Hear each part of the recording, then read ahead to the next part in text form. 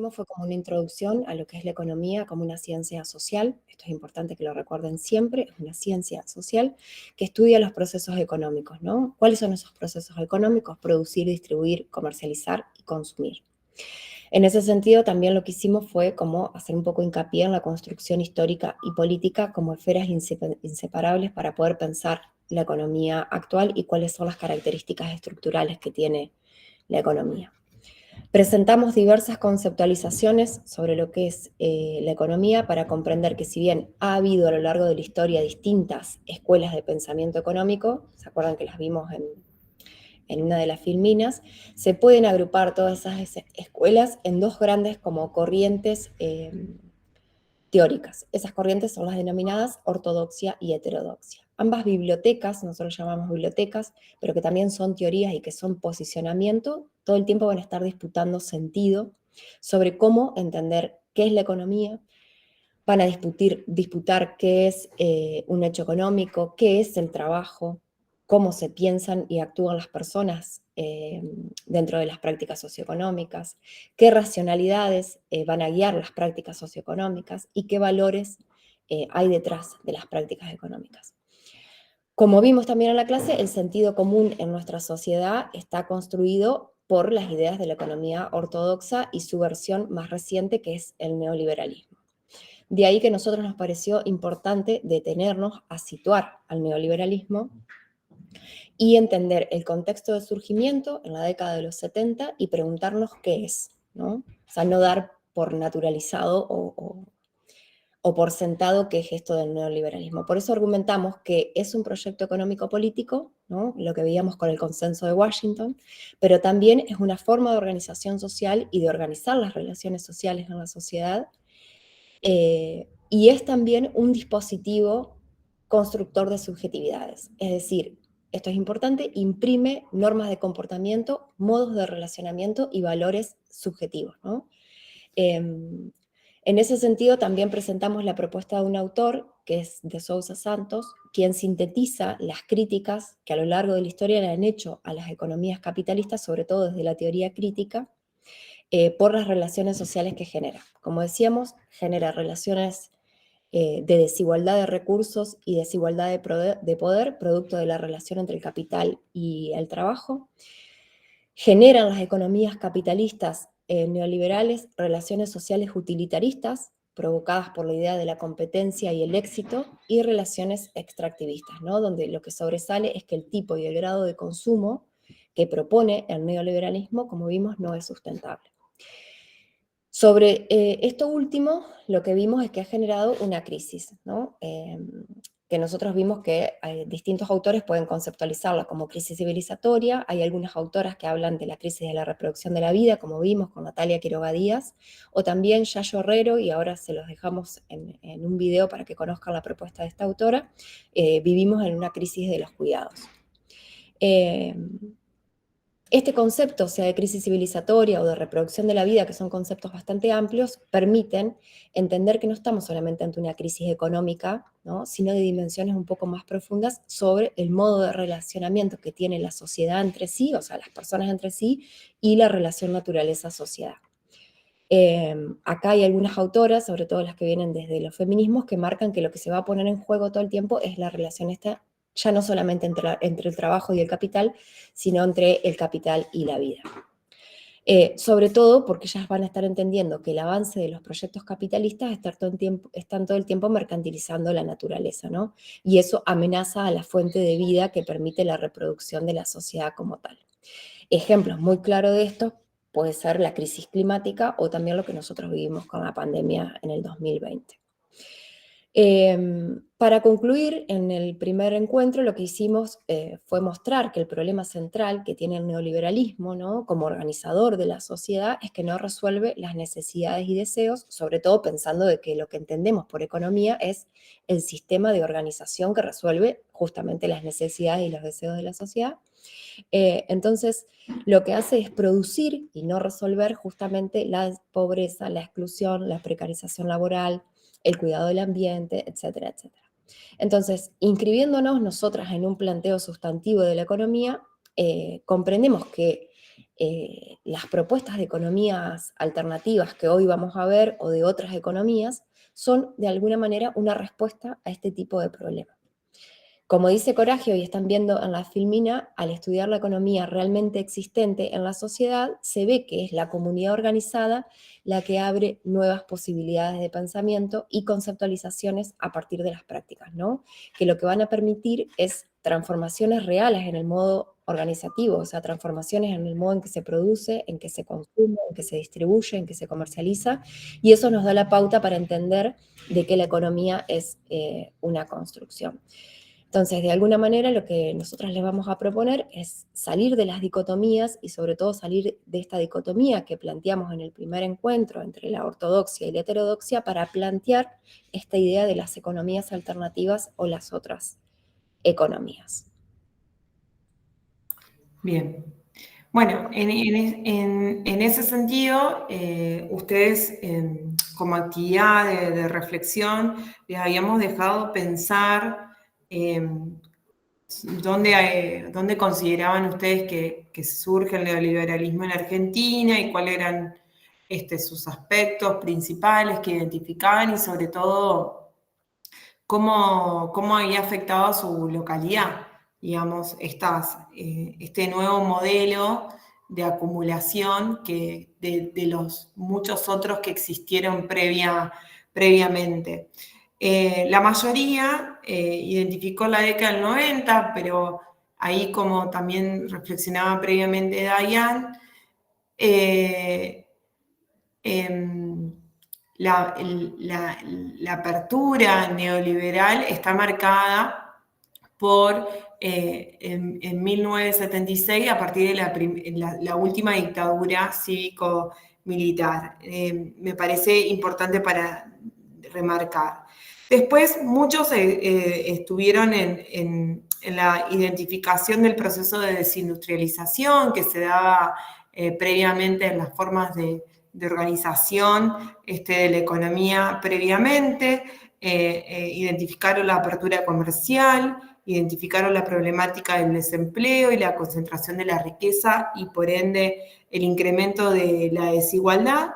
Y también como otro punto en común, las privatizaciones de las empresas públicas, sobre todo vinculadas a servicios o recursos estratégicos que son necesarios para la reproducción de la vida, ¿no? Y como conclusión, digamos, de todos estos factores de común del neoliberalismo, es cómo afecta a la vida, ¿no? En eso de afecta a la vida, es justamente este problema que identifican entre distintos actores y que les pueden poner distintos conceptos, es la crisis de la reproducción. ¿Cómo el capitalismo, con su promesa de justamente de mayor bienestar y esta nueva forma que adoptó de organizar todos esos factores de producción que vimos antes y de combinarlos y de pensar cómo y para quién se produce en el mismo, cómo afecta la reproducción de la vida? Es decir, se pone en crisis de que no todas las personas que vivimos en el mundo vamos a poder reproducirnos, es decir, vamos a tener una continuidad garantizada en este sistema económico de seguir viviendo en términos de lo que pensamos en el concepto de economía sustantiva que les presentamos en la clase pasada de Coragio, de reproducir nuestra vida, satisfaciendo nuestras necesidades y viviendo dignamente, no pensando por ahí en otros conceptos más formales de economía, de los pisos mínimos, ¿no? De ganar algo mínimo, no, sino de reproducirnos dignamente en ese acceso. Eso en términos en común, en términos macro generales. Después cada uno identificó algunos aspectos que han pasado en sus localidades, y en eso me pareció importante mencionar, bueno, está vinculado al desempleo, el incremento de la informalidad laboral o la vulnerabilidad en términos del trabajo, digamos, que no tenemos un trabajo ahora para toda la vida, la mayoría de las personas, sino que vamos mutando de trabajo y de calidad y de esas relaciones son más flexibles. Y la problemática de la migración, sobre todo en los jóvenes, de cada uno de los jóvenes de sus localidades. Y ahí aparece cómo los municipios son un espacio y lugar de contención de esa realidad, y cómo ustedes identifican que la economía social, solidaria, o como cada uno la llame, y hoy vamos a ver los distintos conceptos, termina siendo una respuesta o una consecuencia para la supervivencia dado este contexto. Entonces, en este marco, nosotros lo que vamos a presentar hoy es, bueno, de dónde surge y la evolución de los conceptos de economía social y solidaria, pero nuestro objetivo es, como les decía Dai, entender que podemos tener una economía que la podemos construir, y que la economía social y solidaria no es una economía que está enfocada o va a estar enfocada exclusivamente en estos actores por los cuales surge, ¿no? Que son los más vulnerables en términos de relaciones de trabajo en un momento dado de nuestra historia, sino que es posible que sea un sistema de organización para todos, no para solo un sector. Entonces, ahí vamos a ir viendo algunas estrategias.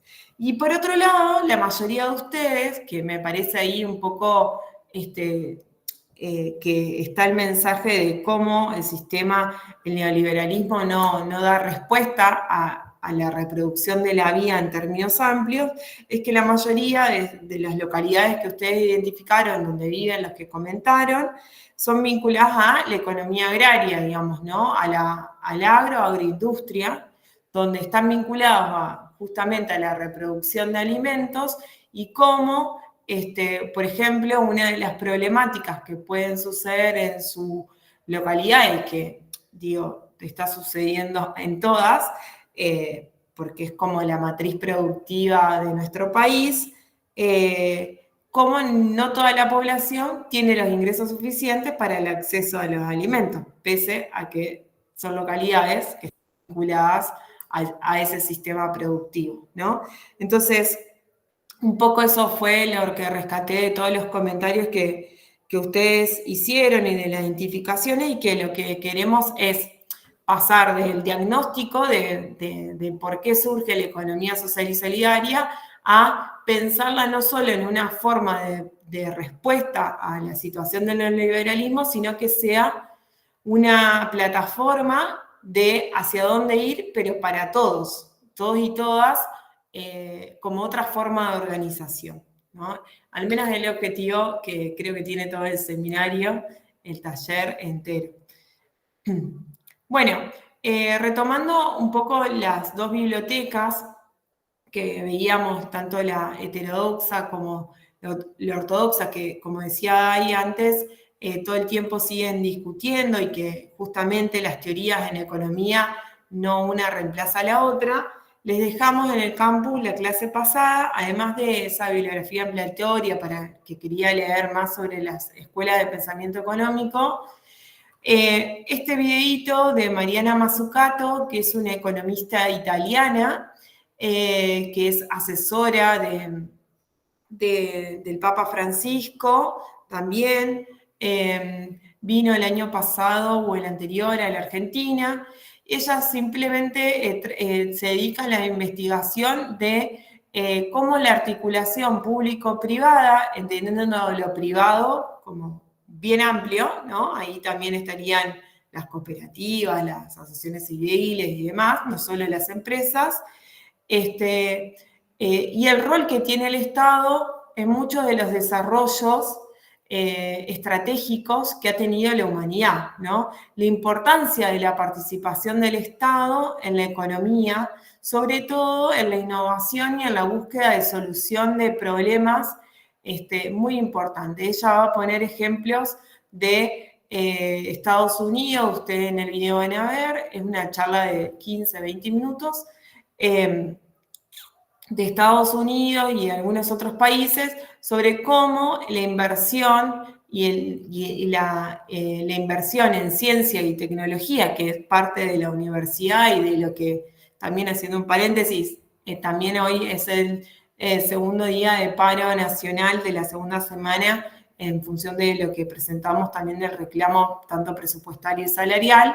Bueno, cómo es importante que los estados intervengan y dediquen su presupuesto a la investigación, y cómo después esas inversiones que siempre son riesgosas y que no las hace más que otro que el Estado, porque justamente no tenemos una garantía de que va a tener rentabilidad y que va a salir bien. Después se la han apropiado el resto de la humanidad y sobre todo las empresas concentradas. Ella habla particularmente en el video de Internet. Así que me parece interesante para que si no lo vieron, lo vean, porque justamente es un poco el rol que ustedes van a ocupar entre de nexos y de conectar al Estado con los distintos otros dos niveles del Estado, la provincia y la nación, con otros actores de la economía que ustedes van a estar. ¿Dai? No, simplemente con lo del video, que esto de que lo queríamos presentar sobre todo para que lo vean, porque está muy bueno y porque también de algún modo rompe el mito, por eso lo pusimos ahí, de que el Estado no interviene. Ella, cuando hace el ejemplo de Internet, muestra como que sin el financiamiento del Estado hubiese sido imposible el desarrollo, que después pasa de alguna manera a manos privadas de esa tecnología. Bien, esto es simplemente para repasar por qué la necesidad de construir otra economía. Bueno, como ya lo dijimos y lo reiteramos ahora, porque estamos en una crisis que no es una crisis económica como la que vivimos en el 2001, por ejemplo, en la Argentina, sino como dicen estos autores que les presentamos, Ibechi, Yayo Herrera, Natalia Quiroga Díaz, vivimos en una crisis que es un poco más profunda, que tiene que ver con el paradigma desde el cual se plantean las relaciones sociales y la relación naturaleza-sociedad. En ese sentido, nosotros entendemos y tomamos, si querés pasar de Filmina ya, Eva, para no repetir, ahí les dejamos otro video que les habíamos dejado en la clase anterior, que es el de Yayo Herrera, que tienen todos una propuesta para pensar. Yayo Herrera es una antropóloga española para pensar la crisis de los cuidados, sobre todo después de la pandemia. Entonces, de alguna manera nosotras partimos para pensar esta propuesta de la economía social y solidaria en lo que plantea Coragio. José Luis Coragio, o sea, les pasamos un videito en el primer encuentro que tuvimos para que lo conozcan, es un economista argentino muy interesante, que tiene una trayectoria muy larga porque es muy grande, pero está activo académicamente y tiene una trayectoria muy interesante en todo lo que es el ámbito académico, pero también el ámbito de la construcción de las políticas públicas. Estuvo muy activo en todo lo que es la formulación de la Constitución de Ecuador en su momento, y también fue parte importante en la construcción de la Ley de Economía Social que vamos a ver en esta formación, que seguramente será en el próximo encuentro. La propuesta de algún modo de Coragio, bueno, Coragio tiene una página que ustedes la van a encontrar en la presentación.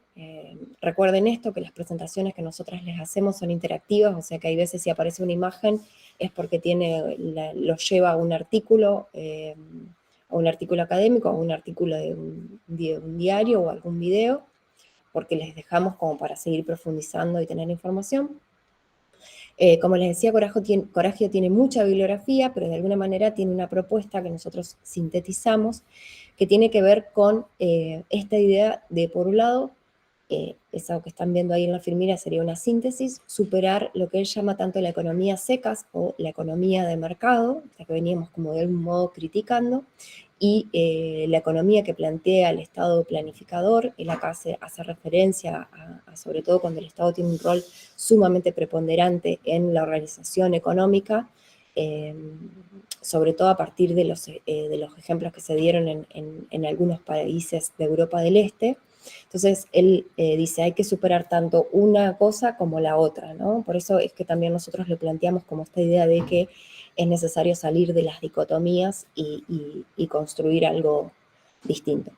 Y en ese sentido plantea esta idea de construir una socioeconomía y acá hace alusión, sobre todo, en el sentido de pensar que una economía tiene que estar produciendo sociedad y no ruptura de la sociedad. Y en ese sentido hace alusión siempre a la necesidad de pensar cuál es el lugar y cómo actúan los agentes económicos, saliendo de esta idea de que el agente económico es un ser individualista, competitivo y utilitarista que solamente se mueve o se comporta a partir de la búsqueda de la máxima ganancia, ¿no? Por eso, en ese sentido, plantea la importancia de entender la economía como inseparable de la cultura, o sea, es decir, cómo la economía genera cultura, pero cómo la cultura también genera economía, y cómo hay una cultura económica que genera comportamientos, principios, valores, por esto que veíamos también del neoliberalismo como un dispositivo que crea subjetividad. Plantea también la importancia de entender que la economía es social porque justamente produce sociedad, produce lazos sociales, relaciones sociales, y no la ruptura de ellas. El neoliberalismo, como vimos, lo que hace es generar la ruptura, ¿no? El quiebre de lo social, a partir de la marginalización, de la exclusión, de la pobreza, etcétera, etcétera. También plantea, y algo que es importante, entender que las propuestas de economía social y solidaria van a estar surgiendo en un momento determinado donde los estados en el capitalismo neoliberal globalizado tienen un lugar distinto al que tenían cuando era el estado del bienestar, y ahora lo vamos a ver en profundidad un poco más a eso. Sobre todo, comprender la pérdida de poder que tienen los estados frente al poder corporativo o al poder globalizado. Todo esto que nosotras le vamos a plantear ahora lo van a tener en los apuntes de cátedra, que son los que les vamos a dejar en el campus para que lean, así como tienen el apunte de cátedra de Introducción a la Economía, van a tener este apunte de cátedra que se llama Repensar la economía, y donde van a encontrar esto que ahora vamos a desarrollar y van a poder profundizar, obviamente. Bien. Entonces, siguiendo la propuesta de Coragio, acá volvemos a ponerles el concepto que vimos en la clase del encuentro pasado de economía, que dice: entendemos por economía el sistema plural de instituciones, normas, valores y prácticas que organizan el proceso económico de producción, distribución, circulación y consumo, para generar las bases materiales de la realización de las necesidades y deseos legítimos de todos, para vivir con dignidad, con libertad responsable de opciones, en democracia y en equilibrio con naturaleza. Ahí, retomando esta definición, ustedes si hacen clic acá, que está, los lleva a la página de Coragio, donde tiene toda la bibliografía y ponencias que él ha escrito, y algunas se las pueden descargar gratuitamente. Bueno, ¿qué nos propone Coragio entonces para pensar el sistema económico actual? ¿O qué es para Coragio donde estamos viviendo ahora? Él lo llama economía mixta, ¿no? Que nosotros vivimos en un sistema económico que lo denomina mixta. ¿Por qué va a ser mixto? Principalmente porque vamos a tener distintas subgrupos de organización económica que tienen distintos objetivos, ¿no? Y que a su vez se encuentran todo el tiempo y se relacionan todo el tiempo, ¿no? Por un lado vamos a tener la llamada economía de mercado. Acá vamos a encontrar, y esto me parece muy importante que se entienda, a las grandes corporaciones, ¿no? A los grupos transnacionales, que hoy, como decíamos también en el encuentro pasado y recién decía Dai, tienen mucho más poder incluso que cualquier economía de un país, ¿no? Hay empresas donde su ganancia es más grande que el PBI de un país. Entonces, en la economía de mercado y la lógica de funcionamiento, el objetivo que tiene una economía de mercado va a ser tan solo y nada más ni nada menos que maximizar la ganancia, ¿no? Y reproducir el capital. Que eso lo ha hecho en función del avance de la historia económica de distintas maneras, ¿no? En su momento, el modelo de acumulación hasta la década del 70 era produciendo mercancías e intercambiando esas mercancías por dinero, ¿no? A partir de la década del 70, con el proceso de financiarización de las economías, ¿no? Hoy yo puedo reproducir ese capital con dinero. El dinero me genera más dinero, ¿no? Que es el desarrollo de todo el sistema financiero que su creación siempre fue pensada para encauzar los excedentes que tenían determinados grupos económicos, las economías donde se necesitaba dinero para fomentar la producción. Hoy no tiene ese rol el sistema financiero, sino que busca la rentabilidad rápida y volátil en las distintas economías del mundo. Entonces, esa es la lógica de acumulación y reproducción y el objetivo de una economía de mercado, ¿no? Siempre maximizar la ganancia, reproducir el capital, cueste lo que cueste y caiga quien caiga, ¿no? Porque es su objetivo, no porque sea bueno o malo, es su objetivo. Y está justamente sus integrantes son las grandes corporaciones, los grandes grupos transnacionales y el 1% mundial que acumula la gran proporción de la riqueza. Acá, por definición, no se incluyen las pequeñas y medianas empresas, las empresas de mediano tamaño, que son capitales nacionales, que justamente, por ejemplo, si uno va a la estructura empresaria de Argentina, más del 70% de las empresas son pymes, ¿no? Y pertenecen a esas familias. A esas empresas no tienen no van a estar vinculadas a la lógica de la economía de mercado de estrictamente solo le interesa reproducir el capital, ¿no? Cueste lo que cueste y caiga quien caiga. Después vamos a tener la economía pública, ¿no? Que va a estar integrada por empresas estatales, ¿no? De distintas formas jurídicas y los distintos estados. Los estados, en sus distintos niveles, producen bienes y servicios también, ¿no? Y generan relaciones. Y tanto los estados compran bienes y servicios a la economía de mercado, como la economía de mercado le vende bienes y servicios a la economía pública. Ahí hay relación, ¿no? Por ejemplo, para hacer una ruta, el Estado no produce cemento. El cemento se lo compra a alguien. Bueno, ese cemento se lo compra a la economía de mercado. Entonces, la economía pública depende de quién esté al mando, ¿no? Va a tener objetivos que van a traccionar, a fortalecer a la economía de mercado o no, ¿no? Después, en la economía popular vamos a encontrar casi todos y todas los trabajadores y trabajadoras, las pequeñas y medianas empresas, las cooperativas, los sindicatos, las asociaciones, ¿no? Donde nuestro principal objetivo va a ser reproducir la vida, ¿no? Todos trabajamos principalmente los que podemos, en lo que nos gusta o lo que nos hace más felices, pero principalmente el objetivo es poder reproducirnos, no solo ganar dinero para comer, vestirme, pagar el alquiler y demás, sino tener una satisfacción personal en términos de dignidad y de desarrollo individual, ¿no? Esa es la noción amplia de reproducción de la vida. Entonces, la economía popular va a tener ese objetivo, que es contradictorio al objetivo de la economía de mercado, ¿no? Justamente no va a maximizar, lo que busca maximizar es la reproducción de la vida y no está pendiente de la reproducción del capital sí o sí, ¿no? Prevalece eso.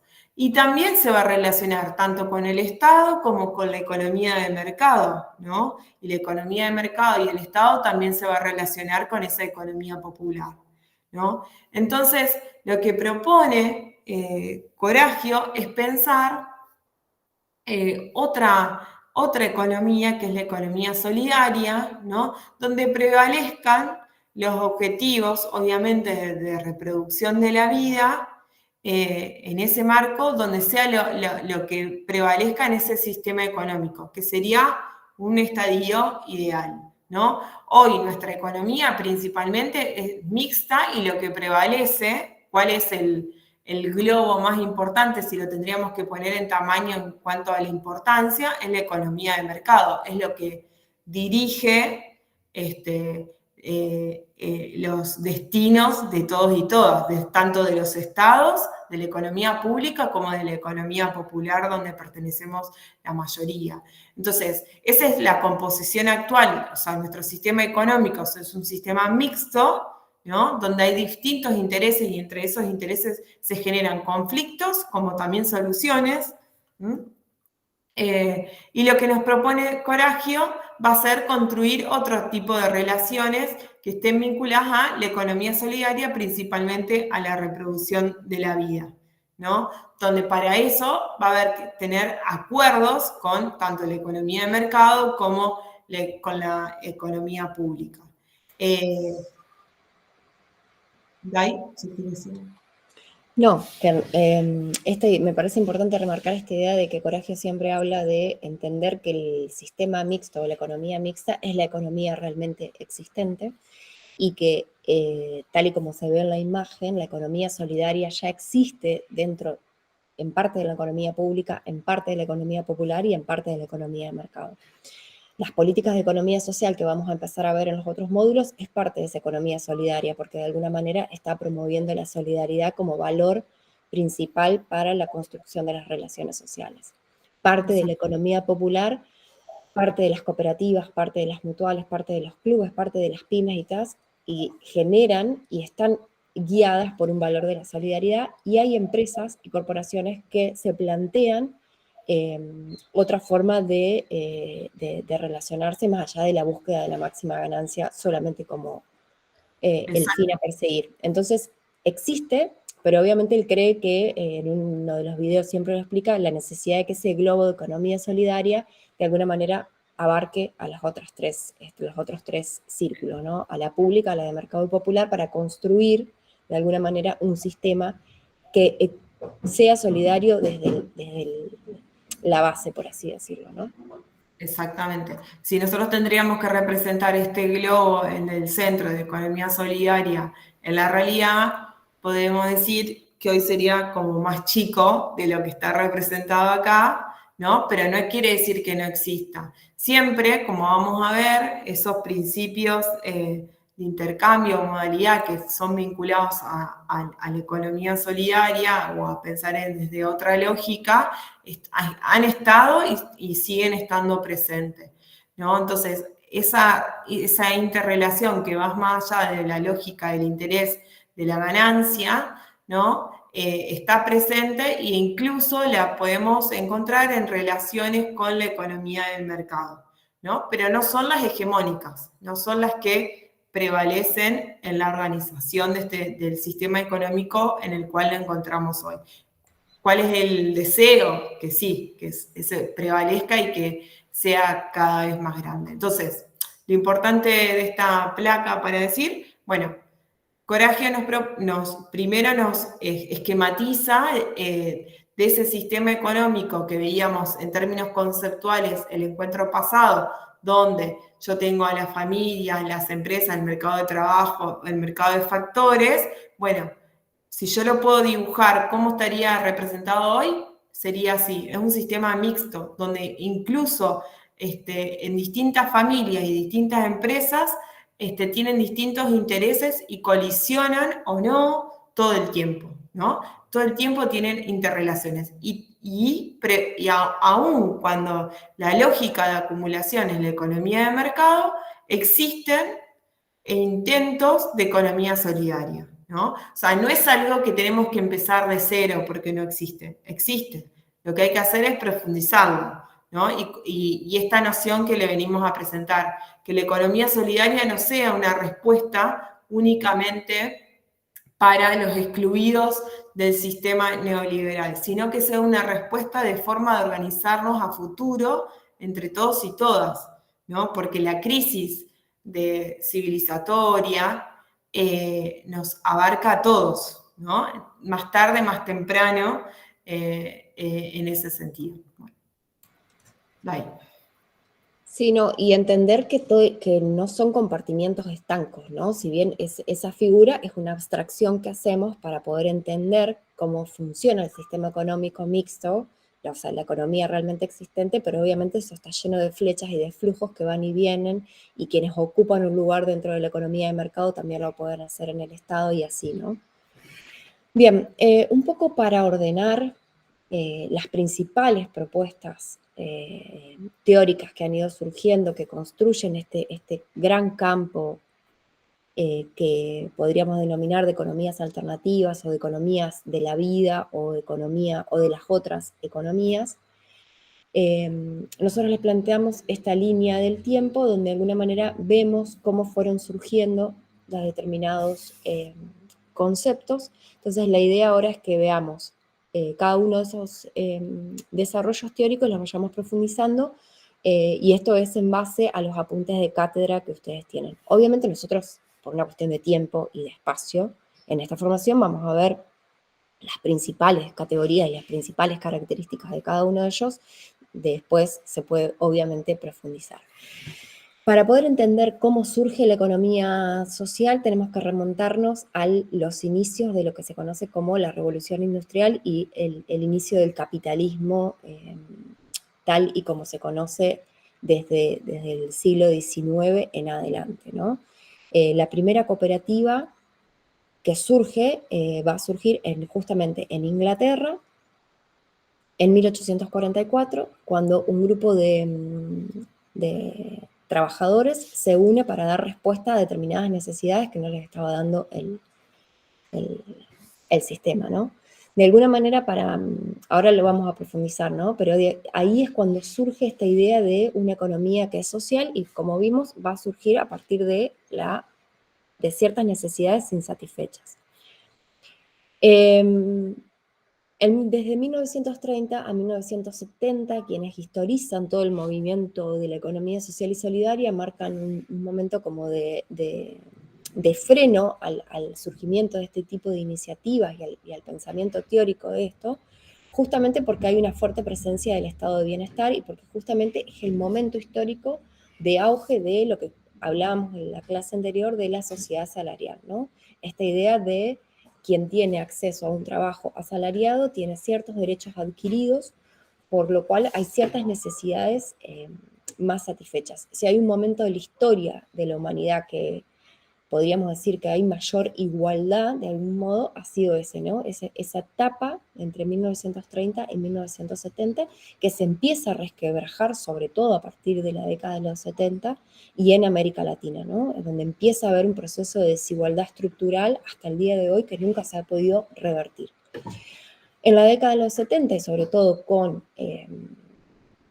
la crisis que provocó lo que hablamos anteriormente, la caída del precio del petróleo y el cambio en la lógica de acumulación en el régimen que vimos en el módulo anterior, empieza todo un auge de nuevas iniciativas, de nuevas trayectorias, de reinvención del trabajo y de creación de lo que hoy se denomina economía social y solidaria. O sea, desde el neoliberalismo un poco las respuestas han sido esas, el concepto de economía solidaria, de economía popular, de economía social y solidaria y de economía feminista, que ahora después vamos a ver específicamente cuándo surge. Si querés avanzar una filmina más, Eva, pero un poco para que entendamos los surgimientos históricos.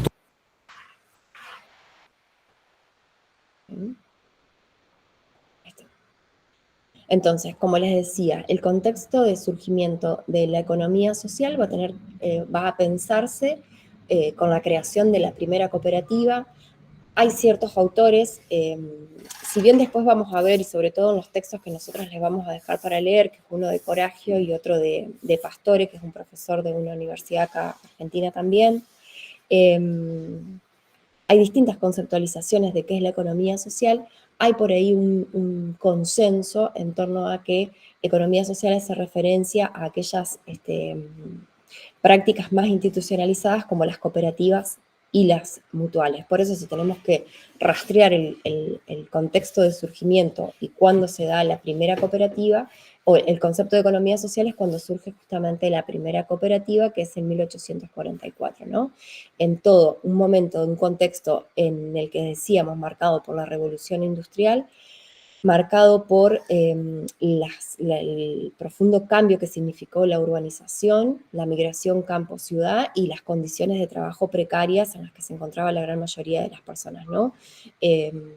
Trabajar más de 16 horas con salarios que justamente no cubrían las necesidades básicas. De hecho, si uno rastrea la bibliografía en torno al movimiento cooperativo, esta cooperativa pionera que ahora vamos a ver el videíto, que es la cooperativa de Rochdale, hay algunos que dicen que eran solamente trabajadores y otros que surgió después de una huelga, ¿no? Pero si nosotros nos venimos muchísimo más tiempo, un siglo después, vamos a ver que el concepto de economía social, y esto por eso les decía que las trayectorias de los conceptos por ahí es importante tenerlo en cuenta, es el término que se va a utilizar en Argentina para hacer alusión a las políticas públicas desde 2003 en adelante, orientadas a los sectores de vulnerabilidad social. Después en la próxima clase vamos a ver un poco más sobre esto. Ahí yo les dejé un poco de la historia de la primera cooperativa y el contexto de surgimiento de lo que se conoce como el núcleo duro de la economía social, de un texto del INAES. Ustedes saben que las cooperativas en nuestro país se rigen por el Instituto Nacional de Asociativismo y Economía Social, que es el INAES, así que ahí tienen el link a un cuadernillo del INAES para profundizar un poco sobre esto. Si querés, veamos el video, que dura muy poquito, 4 minutitos, para entender cómo surge la primera cooperativa y este concepto de economía social.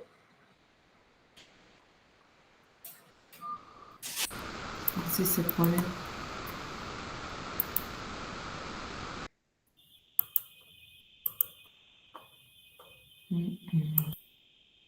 Espera.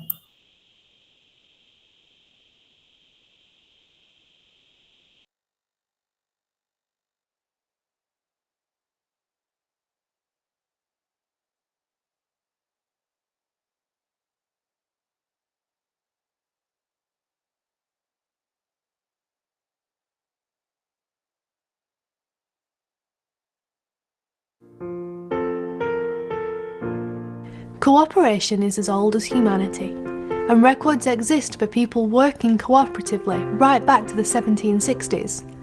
But the cooperative movement as we know it today began right here on Todd Lane in Rochdale. Life was hard in the 1840s. There were few jobs for the weavers, people were hungry, and life expectancy was very low. People were often in debt to shopkeepers, who sold poor quality food.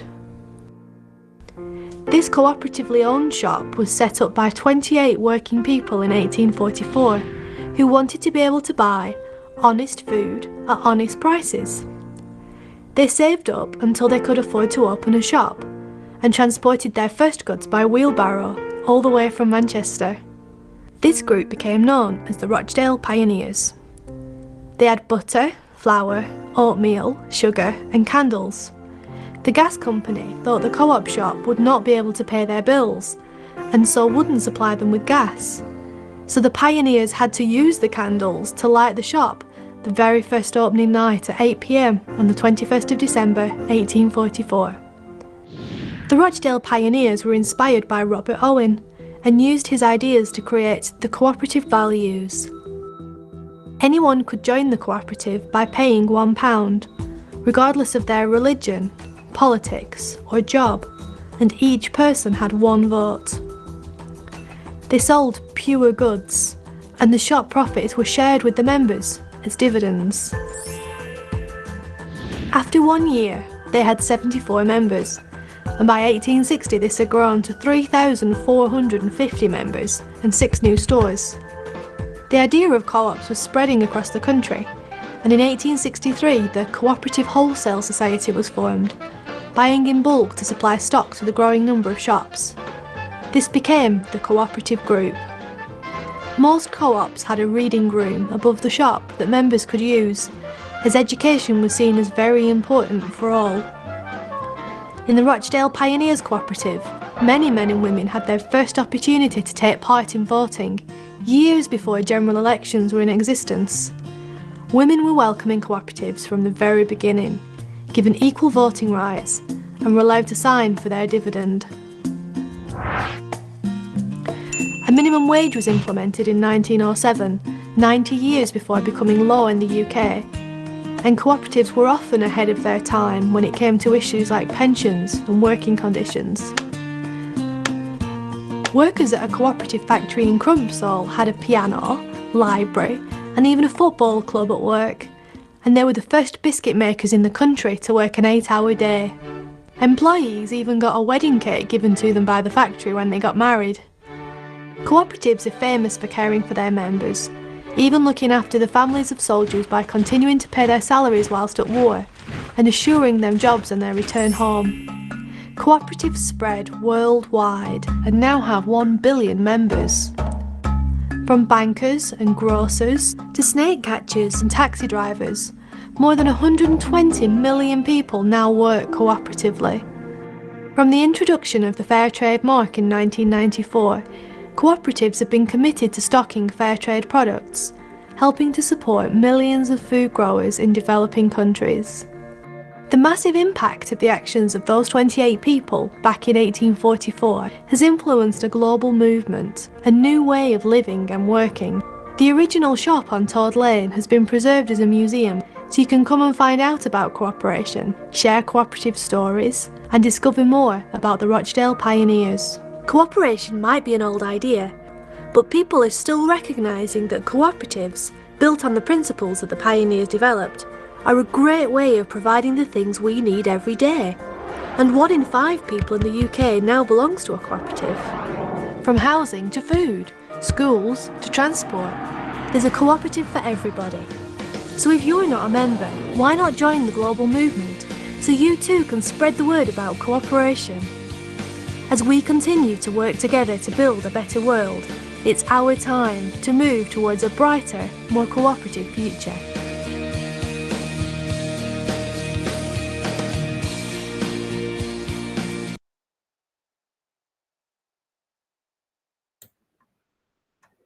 Bien, bueno, nos parecía importante entender cómo surge el movimiento cooperativo, sobre todo porque hay, como les decía, esta idea de entender el concepto de economía social desde el núcleo duro de las cooperativas y las mutuales.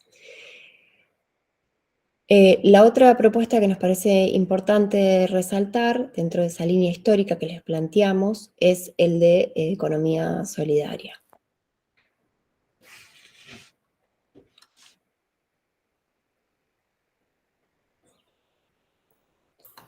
Bien. Esta propuesta surge a fines de los 70 y obviamente va a tener mayor auge en los 90, un poco en lo que ustedes mismos estuvieron marcando en la actividad de lectura, ¿no?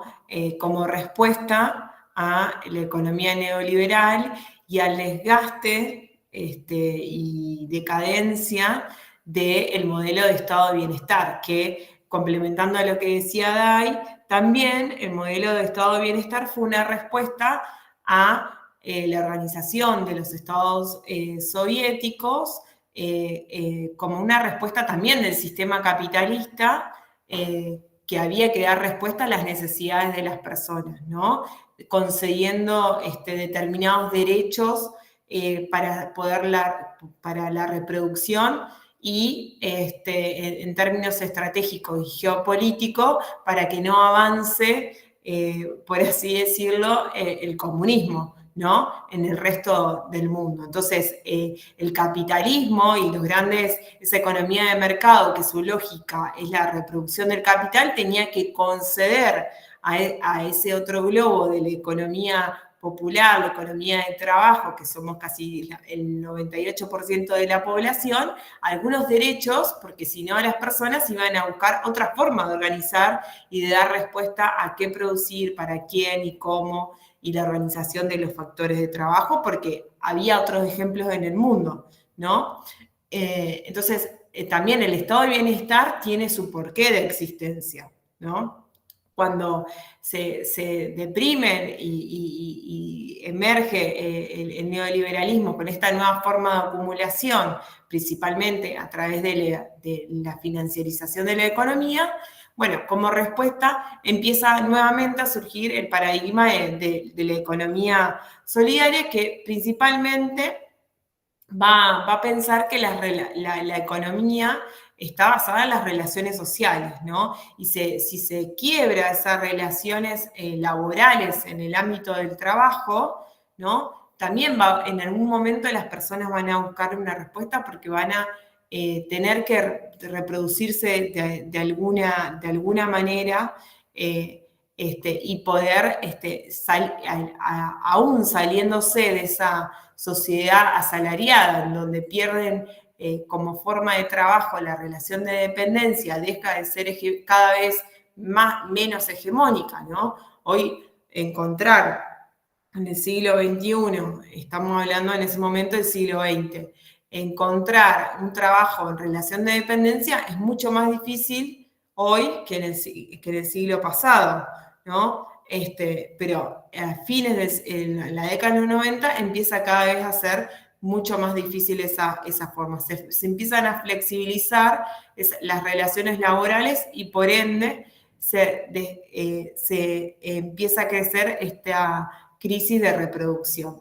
Entonces, como respuesta a la forma más utilitarista en la sociedad del mercado, donde nos regimos por la acumulación de la ganancia y la reproducción del capital, va a surgir la economía solidaria. Como otro referente que tenemos en América Latina, que es chileno, tienen el video para después ver en sus hogares, a Raceto, que es un economista también chileno, que él también propone mecanismos de organización y habla de la economía social y también del llamado factor C, donde justamente lo identifica un poco como otro factor de producción, ¿no? Nosotros veíamos 3 factores de producción: el factor trabajo, el factor capital y el factor recursos naturales. Bueno, él habla de un cuarto factor de producción importante para que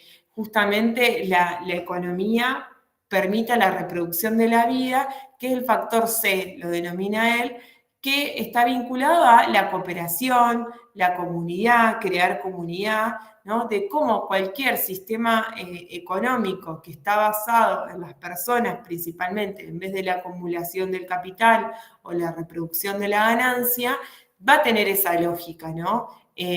Piensen cada uno en su ámbito de trabajo, donde si yo no coopero con mi compañero o compañera de al lado, ¿no? Si no pienso más allá de mi escritorio, imposible que todos logremos, alcancemos buenos objetivos, ¿no? Porque si yo solo me preocupo por mí y el de al lado estamos en el mismo proceso productivo, no puede hacer algo, no lo puedo ayudar, no va a ir a buen puerto toda la gestión, ¿no? Piensen en una gestión municipal.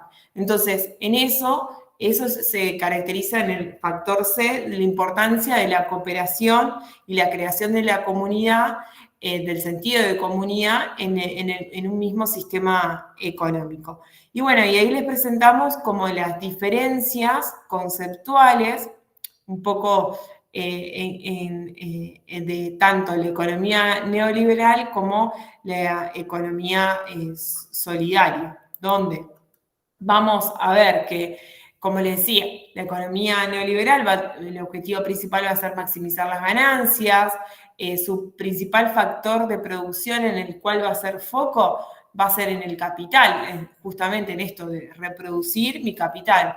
El trabajo y los recursos naturales no me van a interesar como factor, y en ese sentido voy a tratar de maximizar mi ganancia al mínimo costo posible. También siempre van a estar vinculadas a organizaciones más jerárquicas, ¿no? Y menos democráticas en la toma de decisiones, en contrario a la economía solidaria, donde justamente el objetivo va a ser la reproducción de la vida o satisfacer las necesidades.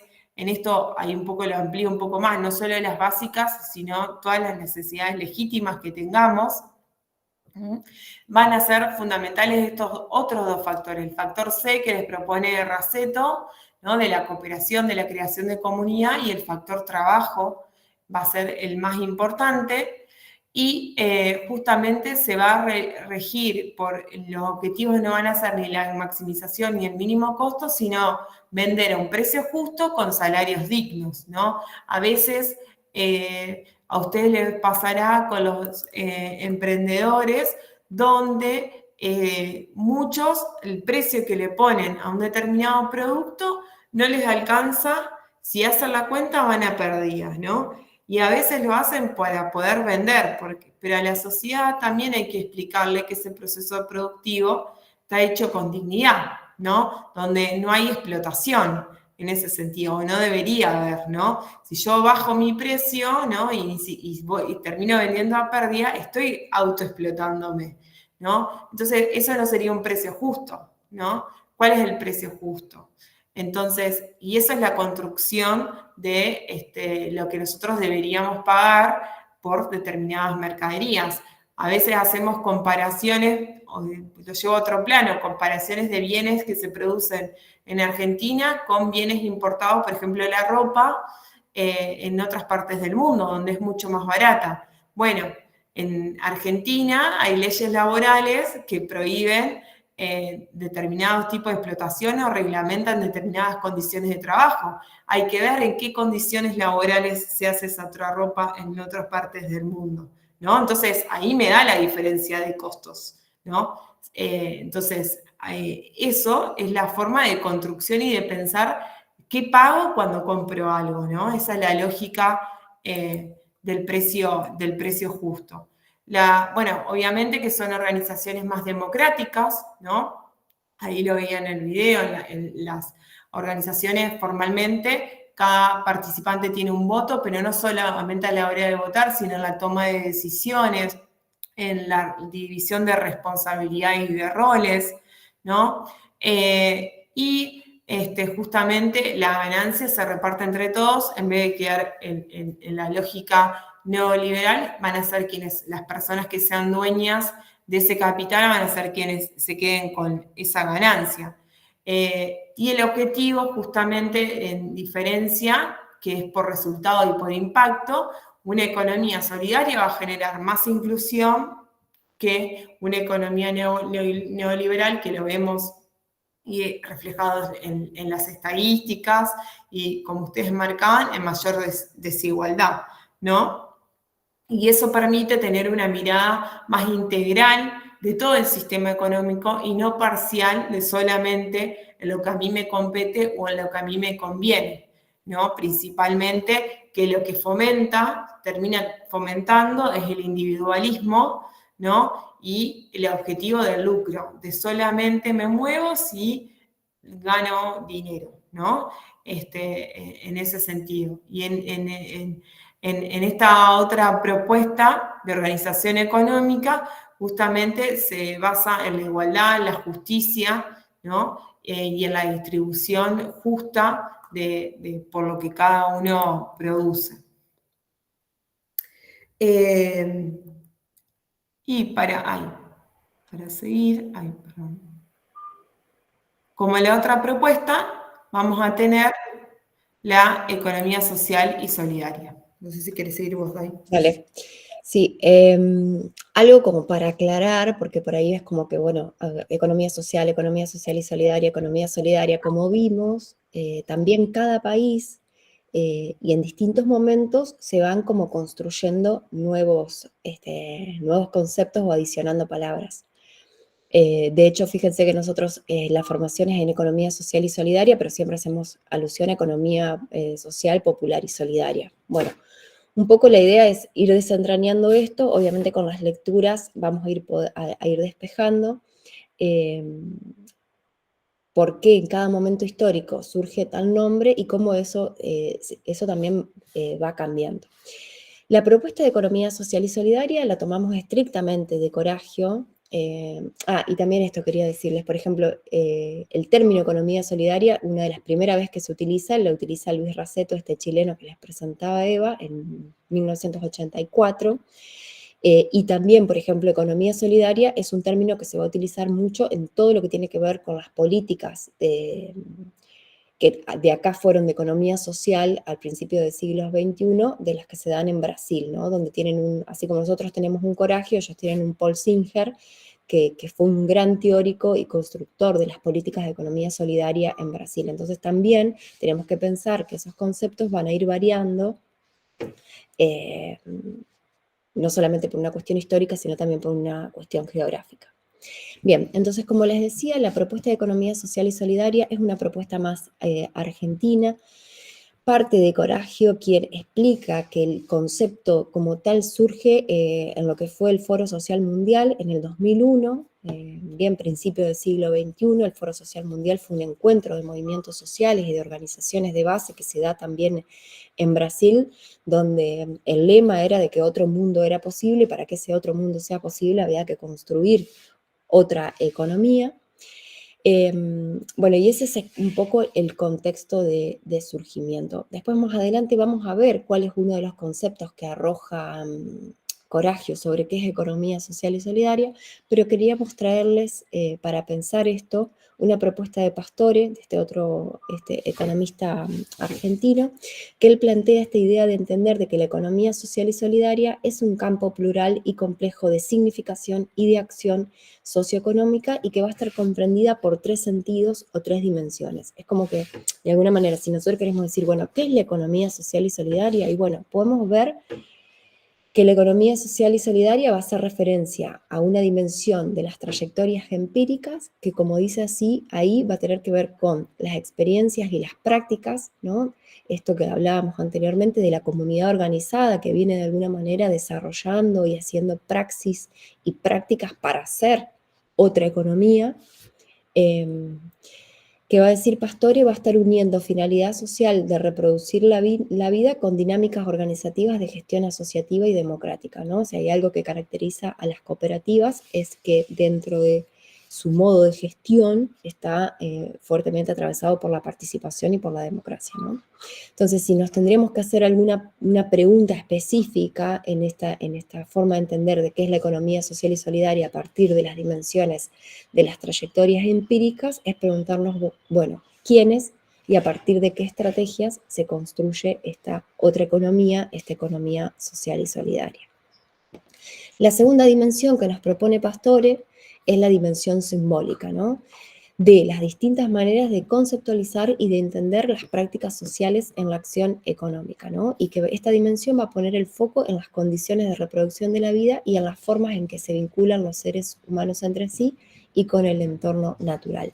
¿Qué preguntas van a estar orientando en esta dimensión simbólica de la economía social y solidaria? Bueno, esto que hablábamos anteriormente, ¿no? El debate de qué es lo económico, cómo se construye lo económico, a partir de qué racionalidades y de qué valores se generan las prácticas económicas. Adelantame, Eva, una filmina más. Y por último, Pastore va a presentar una tercera dimensión para poder entender acabadamente qué es la economía social y solidaria, que es la dimensión política, ¿no? De distintos proyectos de sociedad en disputa. En esta dimensión lo que se va a estar debatiendo es la adaptación a lógicas de funcionamiento de lo económico existente y la capacidad para poder transformar eso y esas reglas en pos de profundizar la democracia, la solidaridad y todos los valores. De alguna manera, esta propuesta nos invita a pensar que la economía social y solidaria es algo propositivo, ¿no? Es, como dice ahí la pregunta, bueno, ¿qué sociedad queremos? ¿Qué economía queremos? ¿Y qué sociedad construye la economía existente? Por eso ahí les dejamos algunos recursos para que ustedes profundicen. Uno es el libro de Economía Social y Solidaria en Movimiento, que es un libro que compila José Luis Coragio. Ahí tienen el link a ese libro, pero lo que más nos interesaba de ese libro es que ahí aparece una definición de economía social y solidaria que está buena porque es una definición propositiva, justamente haciendo alusión a esta dimensión política, ¿no? Ahí Coragio nos invita a pensar que la economía social y solidaria es un proyecto de acción colectiva, ¿no? Que dice, va a incluir las prácticas estratégicas de transformación y cotidianas de reproducción que van a estar dirigidas a contrarrestar las tendencias negativas del sistema existente, o sea, del neoliberalismo, lo que venimos viendo. con la perspectiva, él va a decir actual o futura, de construir un sistema económico alternativo que responda al principio ético ya enunciado de la reproducción y el desarrollo de la vida, ¿no? Esta idea de poner en el centro a la vida y al trabajo, donde va a decir la solidaridad es un valor moral supremo, una disposición a reconocer a los otros y velar por ellos en interés propio, etcétera, etcétera.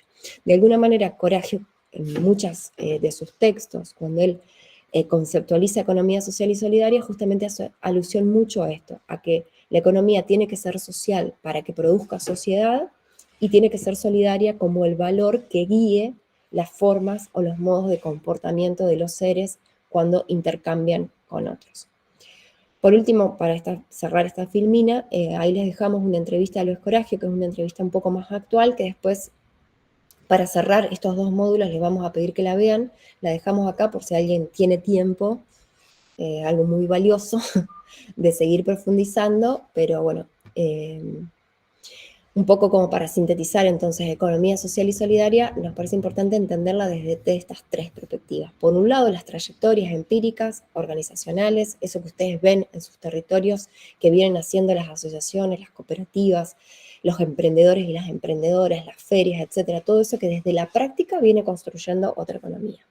Todos los debates en torno a lo conceptual, en torno a lo simbólico, que es un laburo que venimos haciendo también quienes participamos desde las universidades y desde la academia. Yo participé, por ejemplo, de una cátedra de Economía Social y Solidaria. Eva está haciendo una maestría en Economía Social. Coraggio dirige una maestría en Economía Social en la Universidad Nacional de Sarmiento, perdón.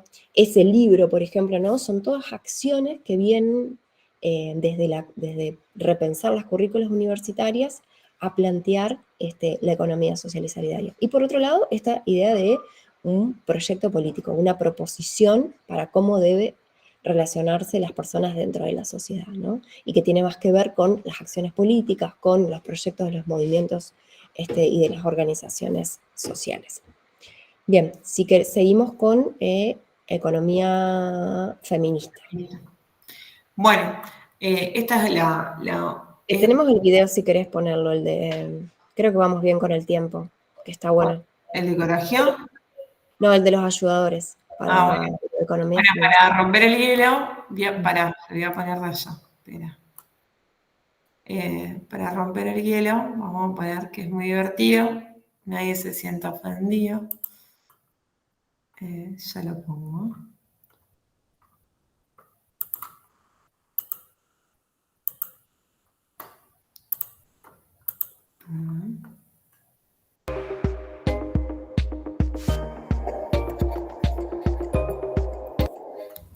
Cuando las tareas del hogar desbordan a las mujeres.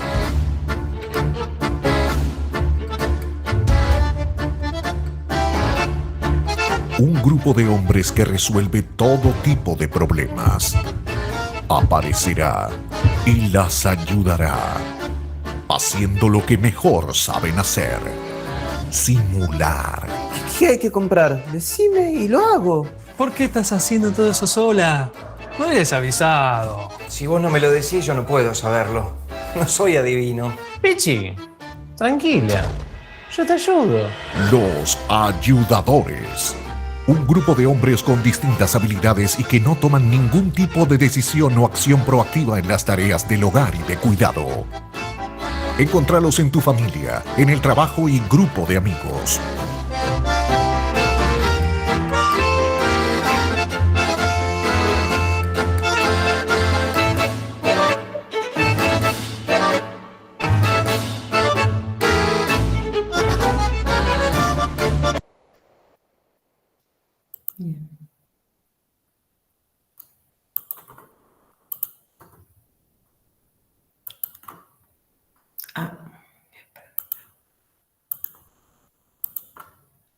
Bien, entonces con el video damos presentación a esta otra perspectiva de análisis también frente a la crisis del estado de bienestar y sobre todo a análisis que después se van a ir complementando, sobre todo en la actualidad, con la economía social y solidaria, con la economía popular, a la economía feminista, ¿no?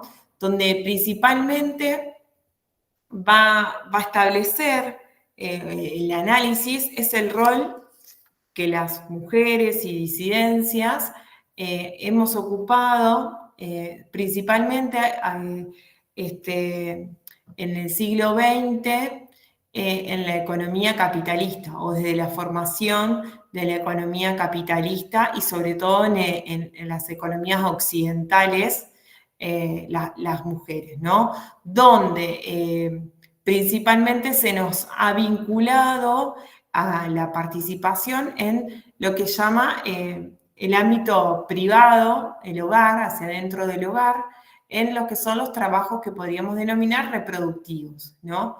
Y cómo la academia, digamos, la teoría económica ha tomado a esos trabajos como no económicos, no vinculados a la creación de valor, ¿no? Eso es un punto de vista hegemónico y que recién estos últimos años ha estado a viva voz y sobre todo que a partir de los movimientos de mujeres y que en las estadísticas oficiales se empezó a modificar las mediciones en cuanto a el trabajo no remunerado vinculado a todas las tareas de cuidado, que mayoritariamente, no únicamente, mayoritariamente hacemos las mujeres y disidencias, ¿no? ¿Por qué? Porque hasta la apertura, sobre todo a mediados de la década del 60, 70, donde las mujeres empiezan a participar masivamente en el mercado laboral, las mujeres estaban vinculadas a el trabajo dentro del hogar, ¿no? Al trabajo reproductivo, ¿no? Entonces, la dicotomía y el reclamo de la economía feminista es que ese trabajo reproductivo que no es valorizado por la teoría económica y que no es contabilizado hasta no hace mucho en las cuentas nacionales, en la generación de riqueza de los países, ¿no? Es tan importante como el trabajo productivo, ¿no? Los dos trabajos son muy importantes, porque si no hay nadie que esté en el hogar vinculado a las tareas de cuidado, ¿no? Solas no se hacen. Y esas tareas de cuidado, de reproducción, nos permiten alimentarnos, nos permiten vivir en un lugar de forma higiénica, nos permiten que alguien, cuando somos niños, nos ayude con las tareas del colegio, nos permiten criar personas más sanas y aptas para el mercado laboral, ¿no? Entonces, todas esas tareas que son trabajo no remunerado influyen muy importantemente en la economía, ¿no? Porque de ese trabajador, trabajadora bien cuidado, bien alimentado, se beneficia el capital, ¿no? Esa economía de mercado donde consume y contrata trabajadores y trabajadoras, ¿no? Entonces, lo que nos demostró en la pandemia principalmente es esa crisis de cuidados, ¿no? ¿Quién nos cuida, ¿no? Qué importante que es cuidar a quienes nos cuidan y reconocer esos trabajos, porque son tan importantes, vuelvo a decir, como los trabajos productivos. Y a su vez, la forma de involucrarnos las mujeres en el mercado laboral, que sí la teoría económica llama productivo y económico y que le asigna un valor, ¿no? Las mujeres mayoritariamente tenemos más facilidad y accesibilidad a todas esas tareas que están vinculadas a lo que hacíamos en el hogar, ¿no? Que parece que a veces, porque nacemos mujeres, ya las sabemos hacer desde que nacemos, ¿no? Nos paren nuestras madres y ya sabemos cuidar, cocinar y demás porque somos mujeres, ¿no? Entonces, la mayoría, si uno va a las estadísticas de cómo nos insertamos las mujeres en el mercado laboral, ¿no? Están vinculadas en el sector de la salud, la mayoría de las enfermeras son mujeres. En el sector docente, la mayoría de las mujeres son docentes. La mayoría de los docentes son mujeres.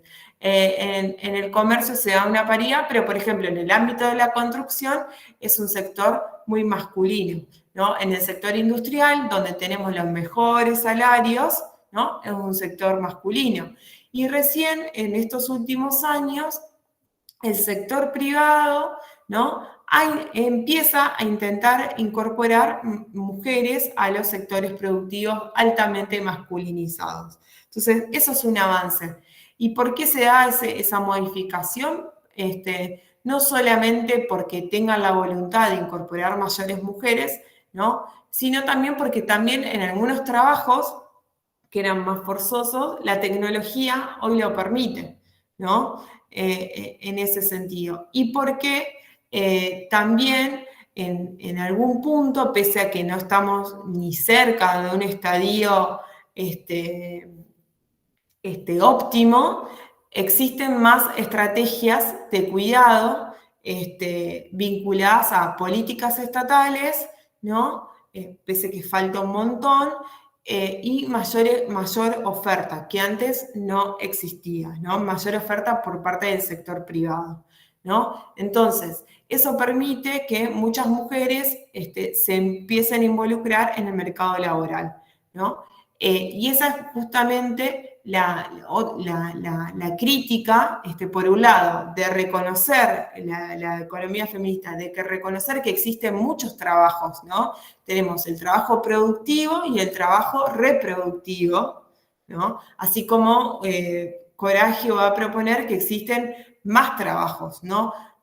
No solo el reproductivo y el productivo, sino una persona que estudia también tiene un método y también es un trabajo, ¿no? El estudiante dedica su tiempo a formarse, ¿no? Entonces tenemos distintos trabajos y no todo hay que pensarlo, sobre todo en la actualidad, al trabajo estrictamente asalariado. Solamente eso no es trabajo, tenemos muchos trabajos, ¿no? Entonces, lo que hay que potenciar es el reconocimiento, porque encima las mujeres que se dedican al trabajo reproductivo, brindando su oferta en el mercado, ¿no? Las personas que trabajan de cuidadoras, sean de niños o de personas mayores o enfermeras y demás, son las peores pagas, ¿no? En toda la escala salarial. Entonces, también desde el mismo mercado, cuando eso se traduce en una oferta laboral, también lo paga mal, no lo valoriza con la importancia que eso tiene, ¿no? Con la importancia de los futuros factores productivos que estamos criando.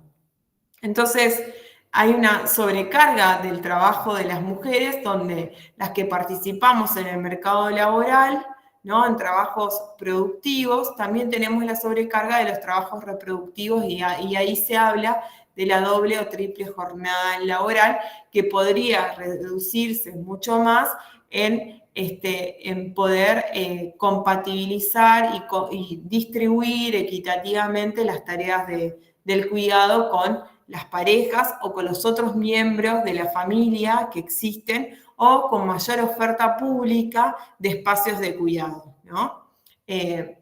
Entonces, estos son un poco los planteos de la economía feminista, bueno, y también debatir que cuando hablamos en las situaciones de crisis civilizatoria y sobre todo en las consecuencias del neoliberalismo que ustedes mismos marcaban, desempleo, concentración de la riqueza o más pobreza, las mayores perjudicadas son las mujeres, ¿no? Porque, como les mencionaba antes, accedemos a trabajos peores remunerados, ¿no? Más vulnerables, más informales que los varones, ¿no? Y a su vez no tenemos, por la sobrecarga de tiempo de cuidado, no tenemos la posibilidad de seguir incrementando las horas que podemos ofrecer en el mercado laboral, porque tenemos a cargo esas tareas de cuidado, ¿no? Entonces, en eso se esquematiza la feminización de la pobreza. Sí, Malem, si querés hablar. Hola, ¿cómo estás? Disculpa, te hago una consulta, porque recién hablabas, incluías dentro de toda la explicación a las disidencias. Yo entiendo que, ay, espérate que, no, o sea, en todo esto que vos estás explicando, no entiendo por qué las incluirías en las disidencias cuando en realidad las tareas de cuidado y reproducción históricamente han sido de las mujeres, o a quiénes incluís cuando haces la distinción entre mujeres y disidencias. En este caso en particular, digo, cuando digamos, las tareas históricamente, digamos, son las mujeres las que han tomado este tipo de Porque tareas. en algunos estudios, después le podemos pasar, que se han hecho en las poblaciones disidentes, las personas que en algunos casos, por ejemplo, las personas travesti trans, que no se han dedicado a la prostitución, ¿no? Lo que hacen es ofrecer sus servicios también como cuidadoras, digamos, en eso. Ofrecen sus servicios de cuidadoras como de personas mayores, sobre todo en ese ámbito, y están vinculadas a esas tareas de reproducción generalmente, digamos, en algunos estudios. Y ahora que tenemos, cuando se publiquen totalmente los datos del censo del 2021, que se preguntó por identidad de género, también vamos a poder identificar esas particularidades, digamos. Pero también las disidencias están vinculadas a las tareas más femeninas de las mujeres cis, principalmente como lugares de inserción en el mercado laboral. Eso es lo que indican las estadísticas. Bueno, ¿Sigo? después últimas le pusimos igual calculo que lo van a profundizar en el módulo específico. Sí. No, y ahí también les dejamos sobre todo porque, bueno, se han generado muchos debates, pero por ahí es importante entender los feminismos, las distintas olas feministas. Un poco vamos a ver después cuando veamos la perspectiva de género en los otros módulos.